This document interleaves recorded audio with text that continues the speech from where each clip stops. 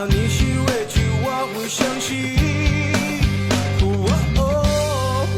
只怕我自己会爱上你，不肯让自己靠得太近，怕我没心没能够给你，爱你也需有很大的勇气。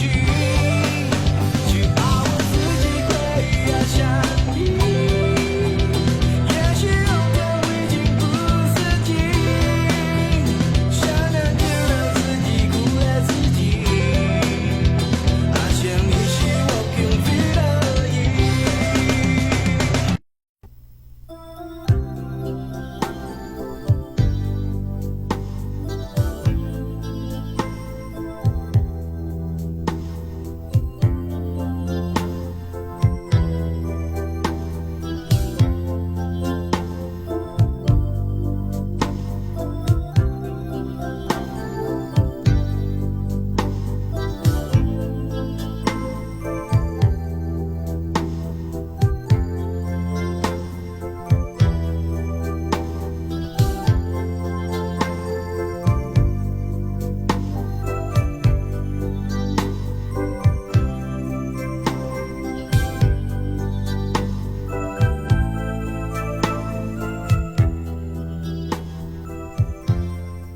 Asa, baka kung ano mangyari sa kanya.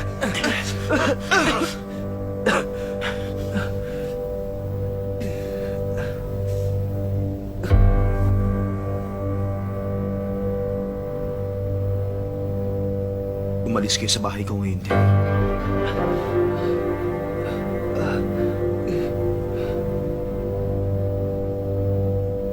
Walang kwenta si Damingse. Tapos nananakit pa. Balik na naman siya sa dati. Oo nga. Nakita mo ba yung mukha niya? Kapag ano ang itsura niya, yun yung galit na galit talaga siya. Parang isang hayop. Ang pinaka nakakatakot, bukod dun sa galit niya, ang mga mata niya, may puot. Kung ikukumpara sa isang halimaw, mas nakakatakot siya. Mas sensitibo siya, at mas delikado. Wawasakin niya ang lahat, kung kailangan. Tama siyang Master Watchelay. Auntie Jade, Yan din ang bagay na inaalala ko. Alam kong lumaki siyang Master sa mundo ng kalungkutan. Hindi niya naranasan ng iba pang emosyon. Ito ang unang pagkakataon na nagmahal siya. Pero hindi naman mapasa kanya. Kaya ang pag-alis ni Sansay, walang ibang paraan para yun ay matanggap niya. kahit kailan hindi pa po natalo si Asu. Bago sa kanya ang pakiramdam na ito. Ang alam niya lang, gusto o ayaw niya. Ngayon niya lang naranasan ng umibig. Hayaan niyo siyang matorture. Huwag ka munang lalapit kay Asa. Para walang masamang mangyari sa'yo. Malaki talagang problema ng taong yon. Akala mo kung sino na siya kung manakit. Makasarili pa. Bakit hindi niya isipin? Umalis si Sanchay. Ano sa palagay niya ang dahilan nun? Pwede ba namang wala? Hoy, Xinghe. Kung magsalita ka, para may alam ka.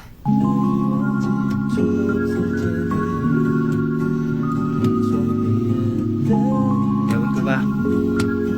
Basta ang alam ko, si Sanchay ang taong hindi makasarili.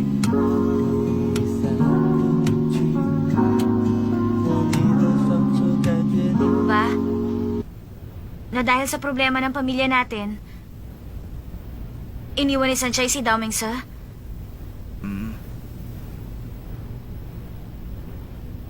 Bakit niya ba ginagawa yun? Lagi na lamang niyang inaako ang problema ng iba. Tapos hindi niya sasabihin. Hindi ako makapaniwala sa ugali ng mama ni Dao Mingse. Teka, alam na ba ni Dao Mingse yun? Dao Mingse, ang walang puso't walang kaluluwang yon. Wala siyang planong hanapin si Sanchay. Kung alam ko lang hindi magkakaganito. Kung ako yun, hindi ko papayagan Kuminahon yun. ka lang.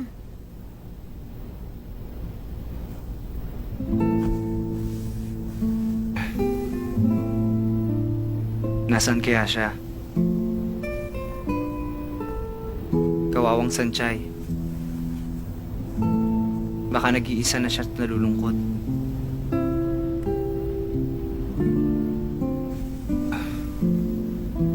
Wala man lang tayong nagawang tulong.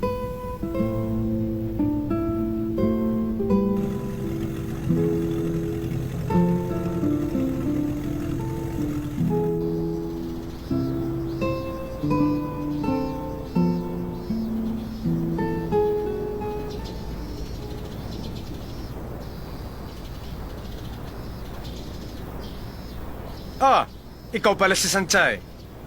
Narinig ko. Ang sabi raw ng mama mo, mayaman ang naging nobyo mo. Huwag ka sana magagalit.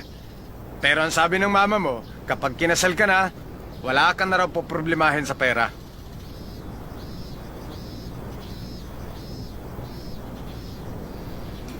Ma, Sanchay! Sanchay!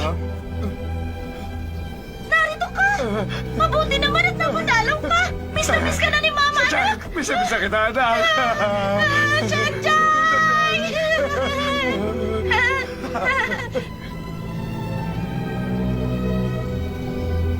saan po dito? Diyan, anak. Wala kasi kaming malipatan ng papa mo, kaya umupo na lang kami na isang maliit na kwarto. Mrs. Landlady! Ano yon? Kumusta? Ay, siya nga pala yung anak ko! Anak mo siya. Sige, magandang araw na lang. Sige, halika na. Pasok, anak. Sanchay, bakit biglang-bigla naman yata ang pagdalaw mo sa amin? Wala ka ba pasok sa eskwelahan? Alam mo, sinorpresa mo kami ng iyong papa. Oo nga. May school celebration po kaya walang pasok. Ganun ba, anak? Sanchay, nung naninirahan ka pa mag-isa sa bahay, ayos ka naman ba? Miss na talaga kita, anak, kahit itanong mo pa sa papa mo. Lagi na lang ikaw ang iniisip ko. Kung inaalagaan mo bang sarili mo, kung pumapasok ka ba sa eskwela. Maayos po ang aking lagay. Pa, ma, pwede bang dumito muna ako habang bakasyon pa? Bakit naman hindi? Oo naman. Dito ka muna tumira sa amin habang wala ka pang pasok. Okay lang, anak. Dito ka lang, wala ka ibang alalahanin, ha? Sige. Sandali lang. Paumanin at pasensya na sa abala.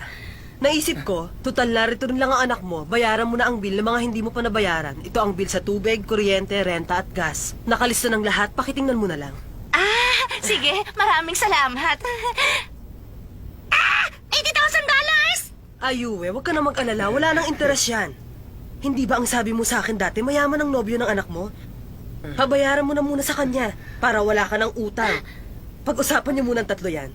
Siya, sige na, puntahan mo na lang ako. Alis na ako, ha? Sige. Sige, huwag kayo mag-alala. Gagawa ko ito ng paraan.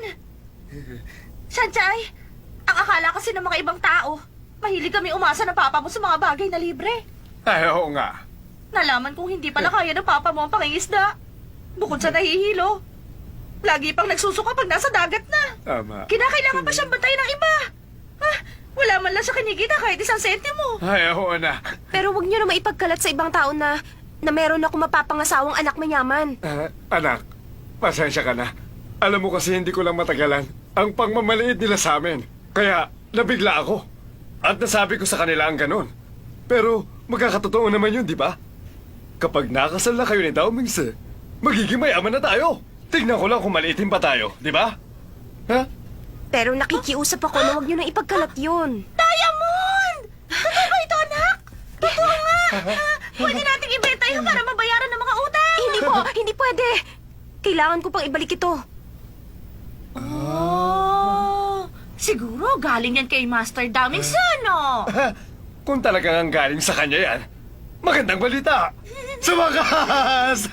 Ibig sabihin, mahal siya ni Dao Mingse at siya ang mahalagang babae sa buhay niya. Sinasabi ko na nga ba? Mula nung araw na ipinanganak ko si Sanchay, may taglay na kagandahan ng anak kong manang-mana sa akin. Tama, honey. Sa tingin ko, gusto-gusto talaga siya ni Master Daming Sano. Ang saya-saya nating dalawa, hindi ba? Oo naman, honey. Ay, naku! Magiging mayaman na tayo. Mayaman na tayo, sa wakas. Mahal siya ni Master Daming Sano. Naman. Ay, naku! Ano? Nakita mo ni si Sanjay? Hindi pa, hinahanap ko pa rin siya hanggang ngayon. Hindi pa rin siya tumatawag kay Xiaoyu. Nag-aalala na ako. Okay lang si Sanchay. Para sa akin, isa siyang damo na may survival instinct. Para sa akin, isa siyang prinsesa. At ikaw ang palaka sa buhay niya? At ano, si Dao Mingse ang prinsipe. Dapat protektahan niya ang prinsesa. Pero hindi niya ginawa. O ano? Nag-aalala rin kami. Bumalik na naman kasi ang dati niyang masamang ugali sa ibang tao. Ayaw niyang hanapin si Sanchay para maayos na ang lahat. Laging galit ang mukha niya. At ang pinakamasama, sa ugali niyang yun at sa mga nangyayari ngayon, pag pinuntahan natin siya, baka kung ano pa ang mangyari. Pumasok ba siya ngayon? Hindi ko alam. Hanapin natin. Okay lang ba talaga? Oo naman, hindi mainit ang ulo ni Dowminson nitong mga nakarang araw. Kung hindi mo susubukan, paano mo malalaman gusto ka niya? Pero kinakabahan ako, hindi ba silang dalawa ni Shansai dati? Ano ka ba naman? Nag-drop out na si Shansai dito sa school natin. At mas cute ka naman sa kanya, totoo yun. Sige na. Hindi ko alam kung magugustuhan niya. Magugustuhan niya yan. Parating na si Dowmings. Ibigay mo na, dali. Lalapitan ko na. Galingan mo!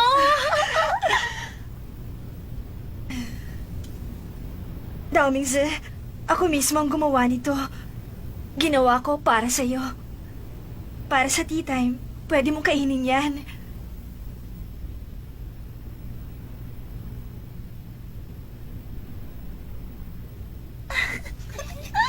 Nakita mo yun?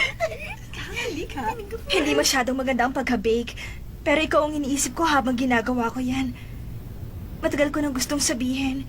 Gusto kita, Dowmings.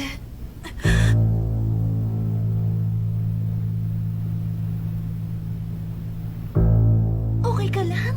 Huwag ka nang umiyak. Oo. Halika na.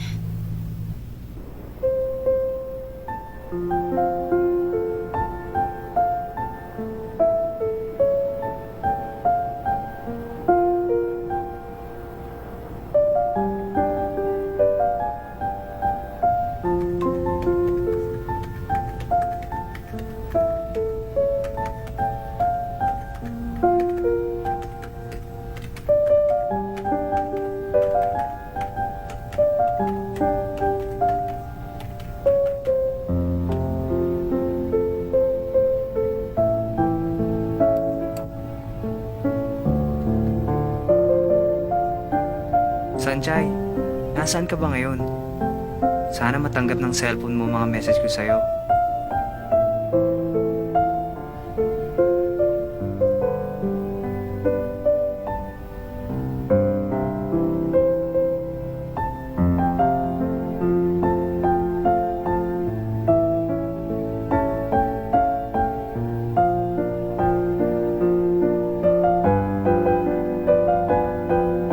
Hindi ako makatulog kahit anong pilit ang gawin ko. Ipikit ko lang ang mga mata ko. Naaalala ko na ang lugar na yun. Umuulan at nakatayo lang doon si Dowminson. Ano na kayang gagawin ko? Nagsinungaling ako kay Mama. Ang lahat ng tao sa bayang ito, iba naman ang iniisip tungkol sa akin. Kapag nalaman nila na tinapos ko na ang lahat sa amin ni Dowminson, na nag-drop out ako sa Yingter Academy, kapag nalaman nilang lahat ang tungkol doon, hindi na kami pwedeng manatili dito. Kailangan ko ng pera. Bakit nga ba ang hirap mabuhay?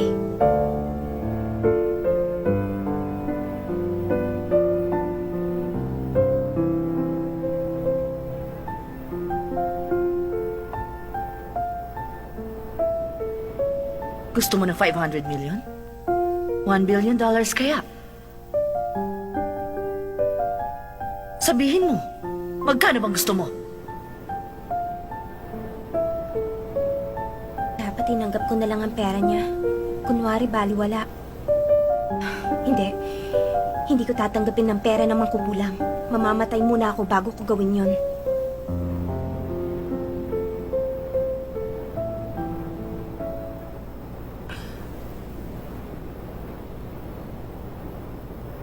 Nagbalik ka na.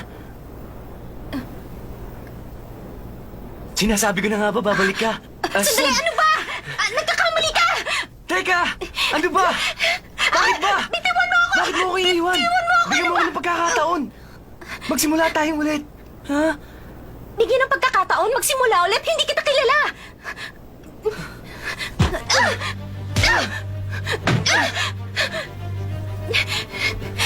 Baliw siya! Nakakatakot siya!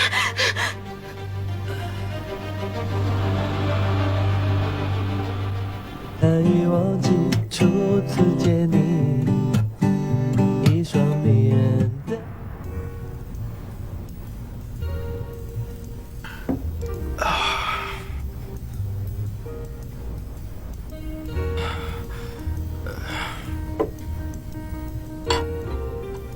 Hinahanap ka namin. Narito ka lang pala. May bala ka palang uminom. Sana tinawagan mo kami. Mitsuo. Ano, Michu? Ano gusto mo? Bahala ka na. Kahit ano, inumin ko. Gagawa ko kayo.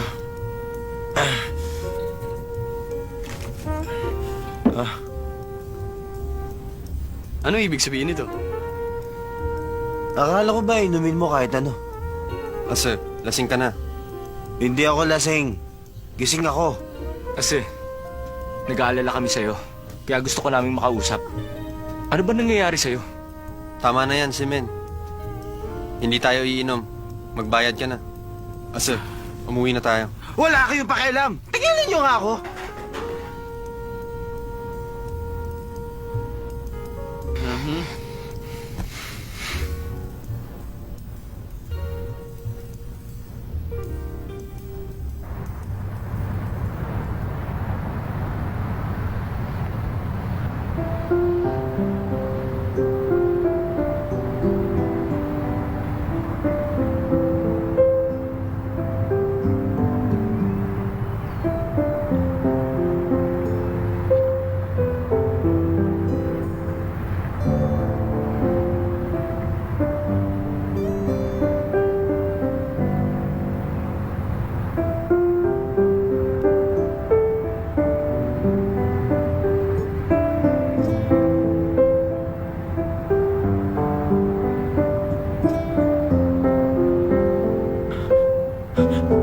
Sanjay!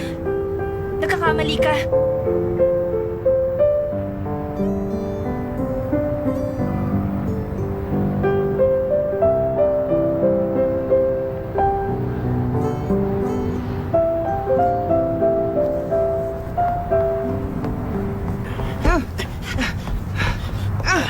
Sige ba, Andan? Ano ka ba? Ano bang ginagawa mo rito, Payatot? Bakit ako ang tinatanong mo? Lasing ka. Delikado ang ginagawa mo kanina. Hindi. Bakit nag-iisa ka? Nasaan ang F3? Hindi ko alam. Tumigil ka nga sa kalakad. Hindi ko nga alam. Ang labo mo kausap. Wala ka namang alam. Wala ka talagang kaalam-alam. Nasa sa Sanchay. Alam ba nag-drop out na siya? Alam ba nawawala siya? Anong ginagawa mo? Wala ka man lang pakialam sa kanya. Bakit hindi mo siya hanapin? 100 beses mo nang tinatanong tungkol dyan. Huwag ka umupo dyan, nakakahiya ka. Umalis ka!